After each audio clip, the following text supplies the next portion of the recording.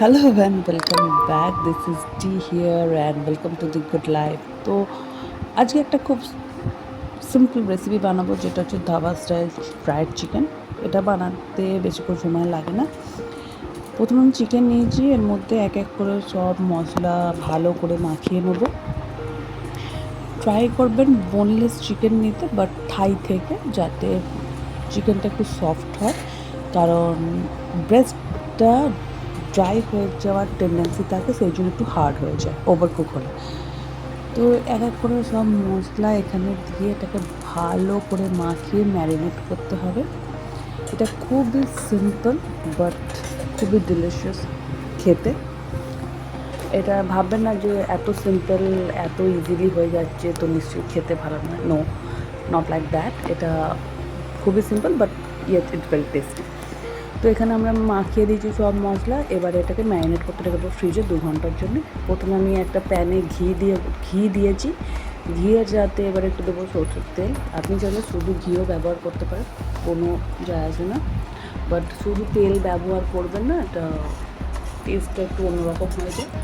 তো ঘি আর তেল মিক্স করে ব্যবহার করতে হবে। ঘিটা গরম হয়ে গেছে। 2 ঘন্টা পর আমাদের চিকেনটা ঠিক এরকম দেখতে হয়েছে। এবার এতে আমি দেবো বেসনটা দিয়ে এটাকে ভালো করে মাখিয়ে নিতে হবে। জাস্ট একটু লাইটলি কোট করতে পেরেছে, পকোড়ার মতো নয় যে খুব ডিপ কোটিং হবে, সেরকম না, একটু লাইটলি কোট করতে হবে। এবার এক এক করে প্যানে আমরা সব মাংসগুলোকে এরকম করে একটু ছাড়িয়ে ছাড়িয়ে দিয়ে দেবো।